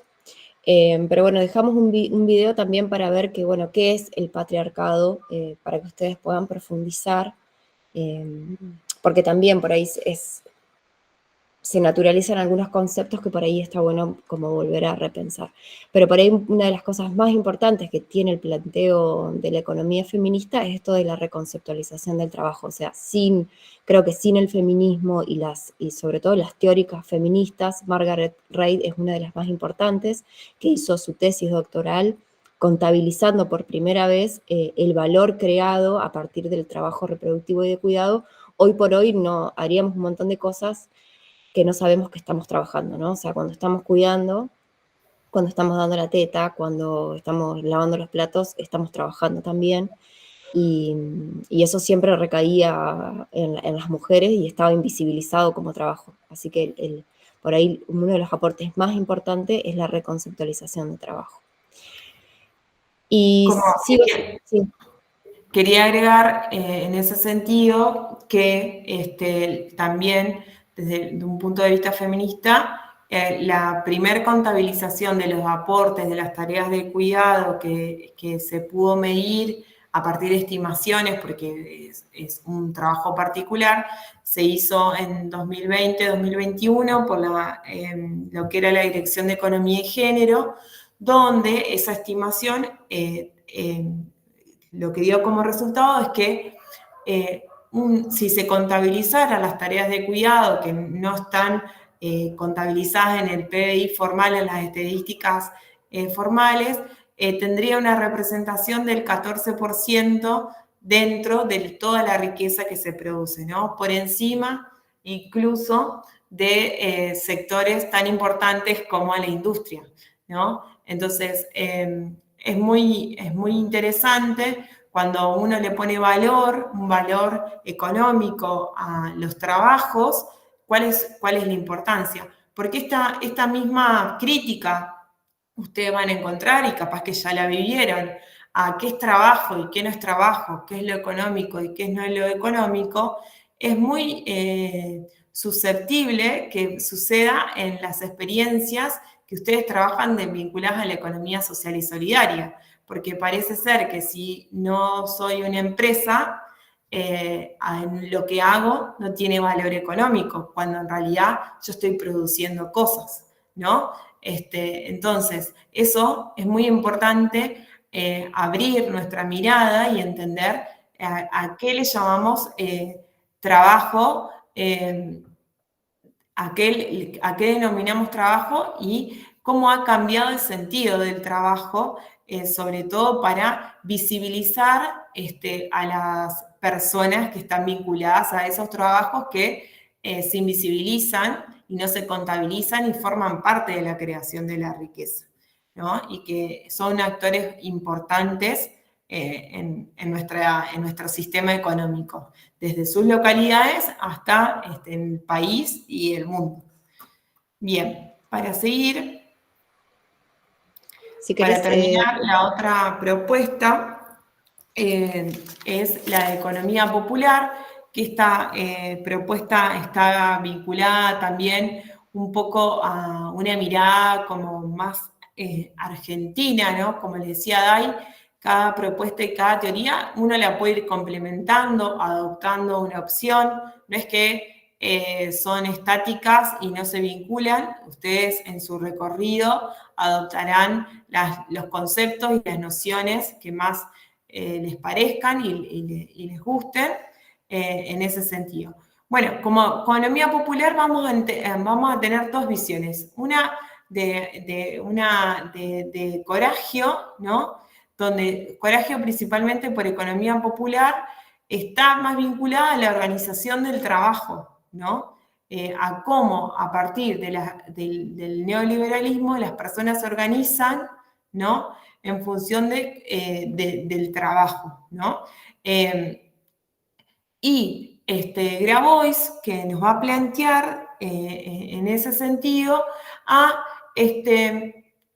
cómo las personas crean su propio trabajo, ¿no? O sea, no necesariamente vamos a estar hablando desde la mirada de Grabois del concepto de economía popular a trabajadores organizados, sino que podemos encontrar en la economía popular a el vendedor ambulante como a el de la cooperativa de cartoneros, ¿no? Que es un grupo de trabajadores. Coragio va a ser más foco en su concepto a la cooperativa de trabajadores, de cartoneros, ¿no? En ese sentido, el concepto que propone Grabois es mucho, mucho más amplio, ¿no? Entonces, esto justamente, el concepto de economía popular sale post-crisis del 2001, ¿no? Donde termina de resquebrajarse el modelo neoliberal, sobre todo en Argentina, ¿no? Y justamente va a dar cuenta de la diferencia entre que empleo y trabajo no son lo mismo, como venimos hablando, pone en boga la crisis de la sociedad salarial. Si uno ve hoy las estadísticas, ¿no? De cuántas personas están vinculadas a trabajo asalariado y cómo crece el trabajo asalariado y cómo crece a un ritmo la cantidad de monotributistas, uno va a ver en perspectiva histórica, ¿no? De que la cantidad de monotributistas, ¿no? Del trabajador cuenta propia, en distintas versiones que pueden ser profesionales, que pueden ser emprendedores y demás, ha crecido mucho más rápido, ¿no? Que el trabajo asalariado, ¿no? En términos de que el trabajo registrado tendría que tener un mínimo de crecimiento en función del crecimiento poblacional que yo tengo en mi país, ¿no? La diferencia sobre todo va a estar también en otro aspecto de las tecnologías del trabajo, ¿no? ¿Cuál es mi capital más importante en la economía popular? Esperen un cachito, voy a enchufar la compu porque se me está por quedar sin batería. Si querés seguir, Day. Sigo. En realidad el punto, lo que venía a colación era poder entender de que no podemos comprender el surgimiento de la economía popular sin entender la crisis del trabajo asalariado y las tecnologías en el trabajo que también son un factor en detrimento del trabajo y del empleo, ¿no? La automatización, la inteligencia artificial, todos esos procesos tecnológicos modifican el trabajo como tal y generan procesos de que las personas no van a tener acceso a un trabajo, ¿no?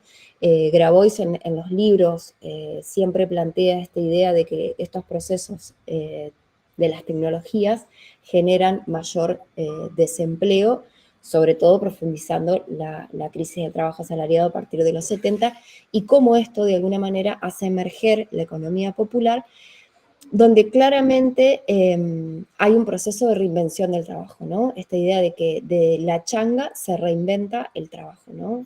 Los cartoneros, las personas que trabajan en las ollas populares, un montón de sectores, los pequeños productores, etcétera, etcétera, un montón de sectores que se empiezan a reinventar el trabajo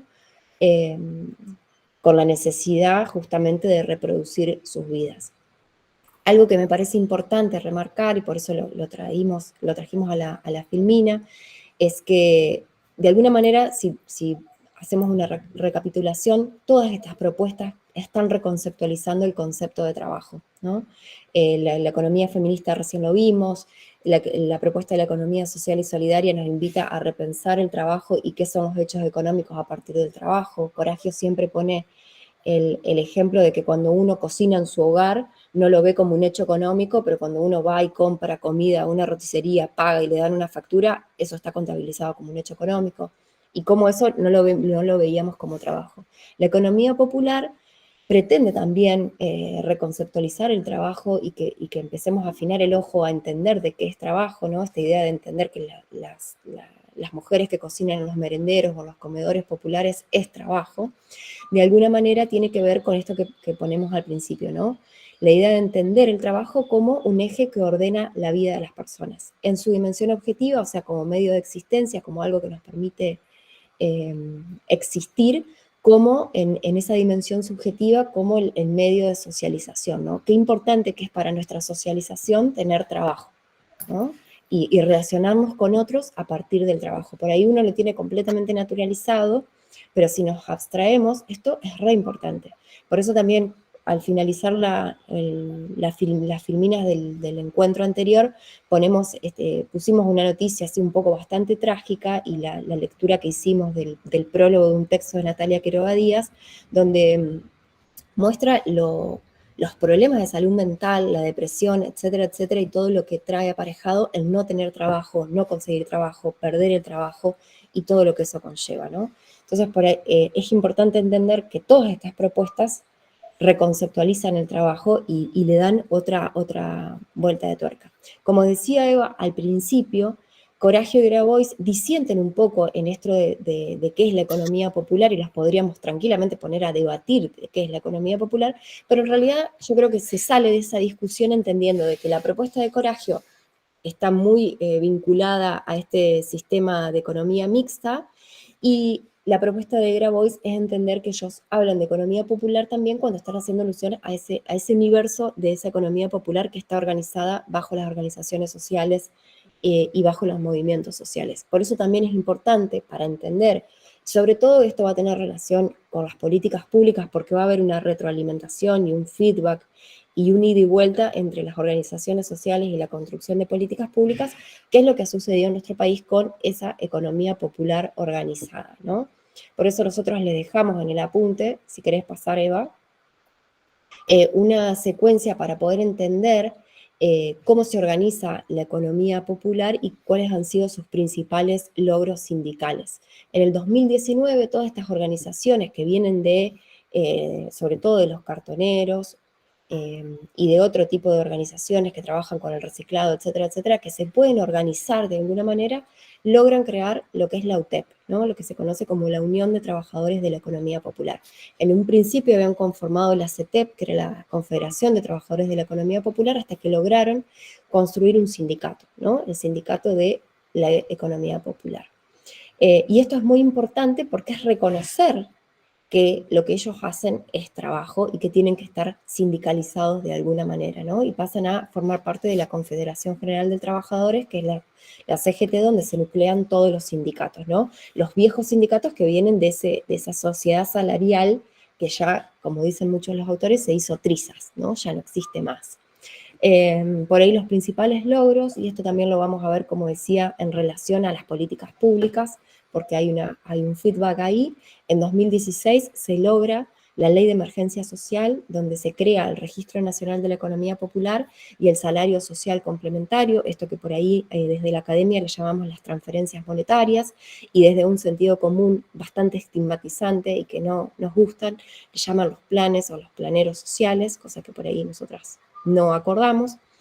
En 2018 se crea el RENAVAP y la Ley de Integración Sociourbana, que permite el primer relevamiento nacional de barrios populares, que es la Ley 4416. En 2020 se logra el ingreso familiar de emergencia, que este abarcó no solamente la economía popular organizada, sino también la economía popular no organizada y todo el universo de los monotributistas. ¿Se acuerdan cuando estábamos en el principio de la pandemia, la necesidad que teníamos de tener ese ingreso de emergencia ante la imposibilidad por la cuarentena de poder trabajar? Muchos sectores pasó eso. En 2021 se larga una línea que fue Mi Pieza para la construcción y la ampliación de las viviendas que habían estado relevadas por el RENAVAP. Y en 2023 se crea el Registro Único de Solicitantes de Lotes. Todos estos son logros que tiene la UTEP como la pata sindical de las organizaciones de la economía popular, como les decía, organizada. Bien, seguimos. Ya Sí. estamos terminando. ¿Seguía yo acá? Claro. ¿Sigo? Bueno, un poco para ir cerrando, que incluso vamos bien con el horario, pero ya estamos para ir terminando, nos parecía importante entender cuáles son los puntos de encuentro que tienen estas diversas propuestas. Estas diversas propuestas que también pueden ser complementarias con otras. Hay mucho desarrollo de lo que es la economía ecológica. En algunos países de Centroamérica hablan de la economía comunitaria, de la economía del trabajo, pero bueno, nosotros acá les presentamos la economía social, la economía solidaria, la economía feminista y la economía popular, ¿no? Pero todas, de alguna manera, tienen puntos en común. Esos puntos en común de estas economías que podríamos decir alternativas es algo que venimos subrayando, ¿no? Que son las profundas críticas a las relaciones sociales que devienen de la construcción hegemónica de la economía capitalista neoliberal, que claramente va a estar basada en relaciones de explotación, de dominación y de sumisión. Hay autores que hablan como de una tríada que tiene que ver con pensar que el capitalismo genera relaciones económicas de explotación, ¿sí? O de precarización, más devenido, ¿no? Que el patriarcado ha generado relaciones de dominación, de la dominación masculina sobre la femenina históricamente, ¿no? Y por otro lado, que el otro dispositivo, que es el colonialismo, que ha generado relaciones de sumisión, sobre todo en los estudios que tienen que ver con los estudios coloniales, ¿no? Pero bueno, de alguna manera, todas las propuestas de esta otra economía van a ser críticas de esas relaciones sociales que genera el capitalismo, el patriarcado y el colonialismo, ¿no? Y el segundo punto es que todas van a cuestionar, desde esta dimensión simbólica, entender qué es lo económico, ¿no? Y de que existe una sola forma de resolver las necesidades y los deseos, ¿no? Esta idea de que solamente las necesidades se pueden resolver a través del mercado. Bueno, todas van a coincidir de que no es así, de que se pueden resolver a partir de otros principios económicos que ahora los vamos a ver, algo ya vimos. Y sobre todo, todas van a ser críticas de que esa forma solo sea a partir de una determinada racionalidad. Y acá es importante volver a retomar, bueno, esta idea de el concepto de racionalidad. Si querés pasar. No, antes de esto, voy al punto anterior. Cuando hablábamos de esta idea de que hay una crítica de que existe una sola forma de resolver las necesidades y deseos, tiene que ver claramente con los principios económicos. La gran mayoría de estas teorías críticas de la economía, vuelve al anterior si querés, toman, como les dije en la anterior clase, a la obra de Karpolanyi como una obra muy importante para poder entender sobre todo el carácter constructivo de la economía. Avanzá una si querés, y de alguna manera lo que dice Coragio, esto lo tomamos de un texto de Coragio que estudia la obra de Polanyi. Como les dije, Karpolanyi escribe un libro que se llama, es un economista, que escribe un libro que se llama La Gran Transformación, donde hace toda una reconstrucción histórica y antropológica de cómo se construye el mercado y la economía actual, y va estudiando también cómo han resuelto las necesidades las distintas sociedades, y a partir de eso construye los principios económicos que después Eva los va a nombrar y profundizar. Pero bueno, como les decía, tomando un poco la obra de Polanyi, Coraggio nos dice que de alguna manera lo que permite este autor con su propuesta teórica es organizar un argumento contra la naturalización de la economía que pretende introyectar el neoliberalismo en nuestro sentido común, ¿no? Sobre todo a partir de estos 5 puntos que nosotras sintetizamos. En principio, esta idea de que toda sociedad contiene procesos económicos que son actividades recurrentes que se van institucionalizando. El mercado es una institución que en un momento determinado tuvo un auge y hasta el día de hoy tiene un auge y una hegemonía importante, pero no es el único lugar o institución por la cual se resuelven las necesidades.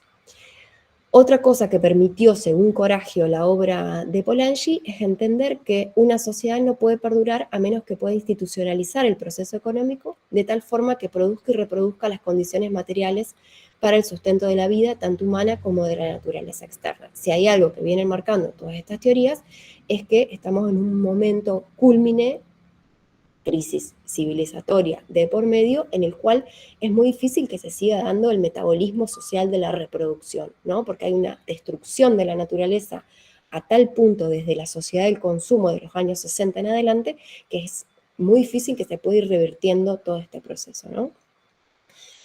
Punto número 3. Al menos desde la modernidad, las economías son construcciones políticas y no el mero resultado natural de procesos evolutivos. Punto número 4, ¿no? Eso ahí remarca el carácter constructivo de la economía. ¿Y por qué estas economías remarcan tanto el carácter constructivo? Bueno, porque justamente son una propuesta a construir otras formas, ¿no? Estas construcciones, para ser viables y no autodestructivas, deben reconocer la base natural transhistórica que toda sociedad humana necesariamente tiene, ¿no? Esta idea de que somos sujetos interdependientes, actores que dependemos de los otros para actuar, y como les decía Eva hoy al principio, la idea de que en realidad cooperamos más que competimos con los otros, y que necesitamos de los otros y que no vamos a estar bien en tanto no estemos bien en comunidad, ¿no? Y por último, los intentos de realizar la utopía de reducir la economía moderna a un sistema de mercado autorregulado es destructiva del humano y sus bases naturales, ¿sí? Esto de alguna manera tiene que ver con pensar de que si solamente vamos a poder resolver nuestras necesidades en la medida en que podamos acceder a la institución mercado y no a partir de otras formas, va a ser muy difícil que todos y todas puedan reproducir su vida, como pasa hoy en día, que tenemos, según UNICEF, un 70% de pobreza en la Argentina, ¿no?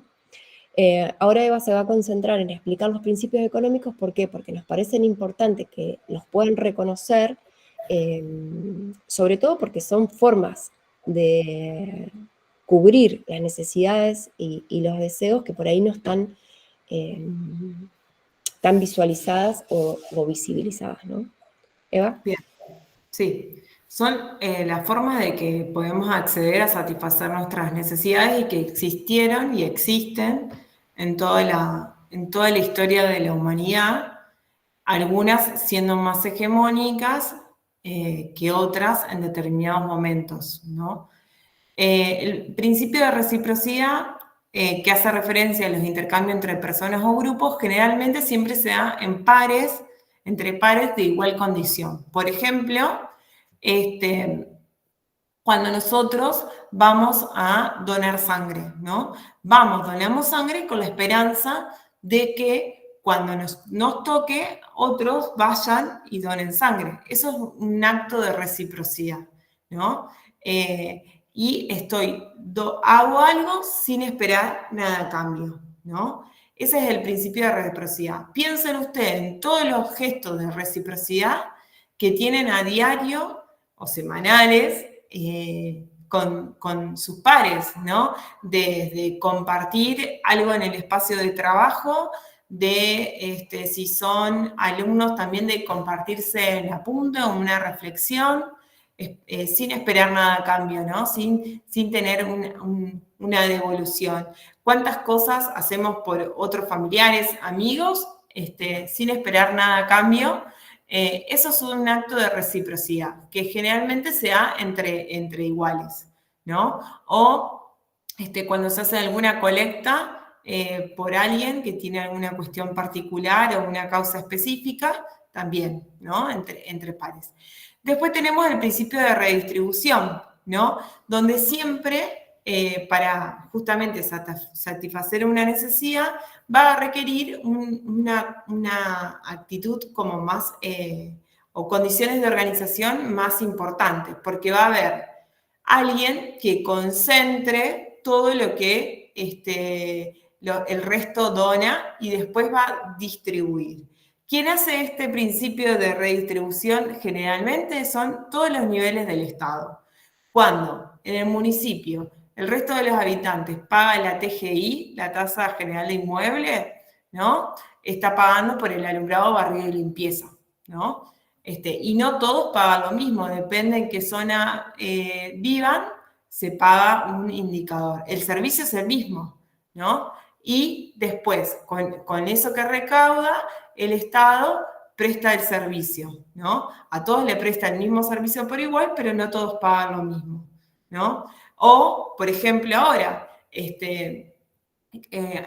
con los impuestos que pagan todos los ciudadanos del país, parte del financiamiento y el presupuesto universitario, ¿no? Sin embargo, no todos acceden a la universidad, ¿no? Pero sí tienen la posibilidad de acceder, ¿no?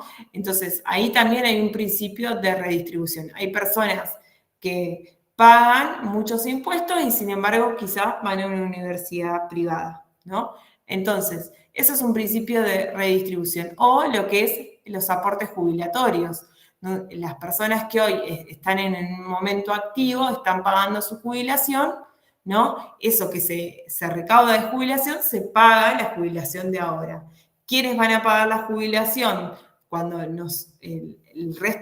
cuando los que estamos activos nos jubilemos? Los activos de ese momento, ¿no? Eso es un principio de redistribución, ¿no? Recaudo y después distribuyo.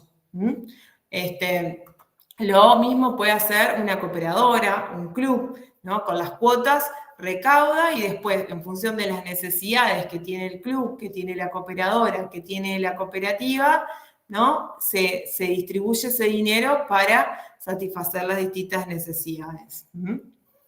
Y el otro principio, que es de administración y economía doméstica, que está vinculado a ese trabajo reproductivo que veíamos en la economía feminista, ¿no? Cuántas tareas que nosotros hacemos hacia adentro de nuestros hogares permite que satisfagamos nuestras necesidades, ¿no? Desde cortar el pasto, lavar la ropa, lavar la verdura, cocinar, etcétera, son principios económicos que también nos permiten satisfacer las necesidades, que tanto el principio de redistribución como el de reciprocidad y de administración de economía doméstica eran muy fuertes en las antiguas sociedades, ¿no? Principalmente, por ejemplo, en América Latina, en las comunidades de pueblos originarios. Esos eran muy fuertes, esos principios para satisfacer las necesidades. Y el último principio, que es el más moderno y el que es hegemónico hoy, ¿no? El principal a través del cual resolvemos nuestras necesidades, es el mercado, ¿no? Donde justamente yo, para poder acceder a un bien o a un servicio que estoy necesitando, tengo que pagar un precio, y para pagar un precio tengo que tener ingresos, ¿no? Y para tener ingresos tengo que trabajar o, no sé, tener una buena herencia, pero necesito ingresos, ¿no? Si no tengo eso, no voy a poder acceder al mercado y comprar ese bien para satisfacer mis necesidades, ¿no? Y también quienes venden necesitan vender para tener ingresos, para también satisfacer sus necesidades, ¿no? Entonces, esa es la forma hegemónica que hoy tiene el sistema económico de satisfacer sus necesidades, ¿no? Que no quiere decir que no existan todas las anteriores, son menos hegemónicas y son menos visibles, pero existen, ¿no? En la cotidianidad de todos los días, ¿no? Como también forma de organización de nuestro sistema y de esa economía mixta que veíamos al principio de la clase. Dai, si querés, ¿sí? Bien.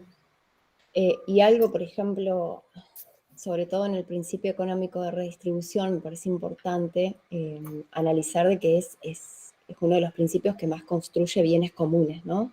Que es un concepto muy importante para entender el rol del Estado, sobre todo en las sociedades modernas, que es quien detenta en mayor medida y con mayor fuerza el principio de distribución, de construcción y de resguardo de ciertos bienes comunes, ¿no? Como la educación, que es un derecho también, pero podemos pensarlo como un bien común, de la salud, como decía Eva, de las universidades, etcétera, etcétera.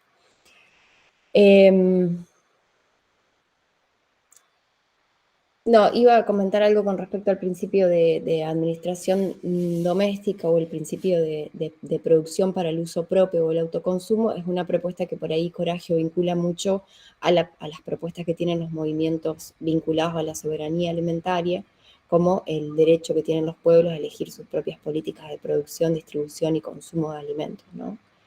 Bueno, nada, eso igualmente todo lo van a tener en los apuntes de cátedra que nosotras les vamos a dejar de esta clase.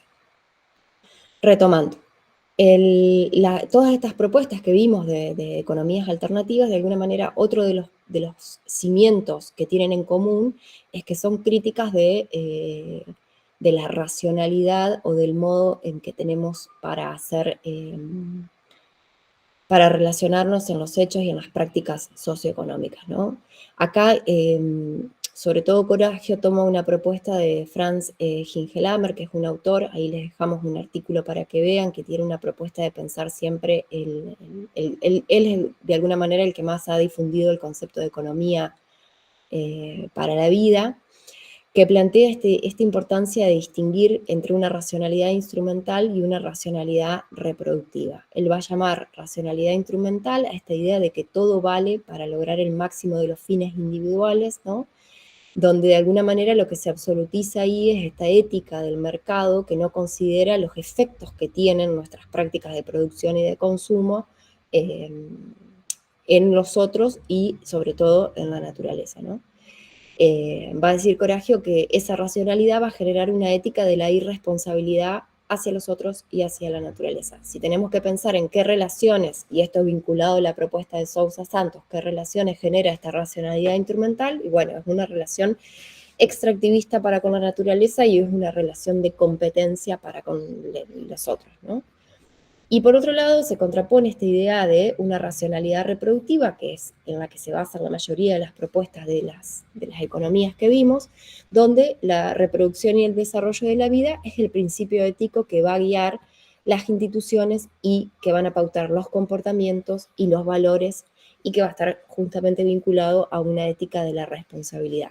¿Qué relaciones sociales va a estar generando esta racionalidad reproductiva? Bueno, justamente lo contrario a las anteriores y va a generar relaciones de reciprocidad y de cooperación. Ahí Coragio siempre dice esta idea de que por un lado está la competencia de todos contra todos y por el otro la solidaridad, el reconocimiento de los otros y el derecho que tenemos a una vida digna, ¿no? Bien, entonces, para ir cerrando con esto de los puntos de encuentro entre las diversas propuestas, punto número 1, y ya lo vimos, pero para hacer mayor hincapié, la reformulación conceptual de qué es la economía y de qué son los hechos económicos, el redimensionamiento de qué es el ámbito, que en el ámbito de lo reproductivo y del cuidado hay un hecho económico y que hay trabajo, el redimensionamiento y la reconceptualización de qué es el trabajo, el reconocimiento de la dimensión simbólica y cultural que atraviesa lo económico. Todas estas propuestas están fundamentadas en una teoría crítica y todas de alguna manera buscan poner la vida humana en el centro, ¿no? De alguna manera, tomando este concepto de Hingelhammer, todas se centran en pensar una economía para la reproducción de la vida y no solo la reproducción del capital.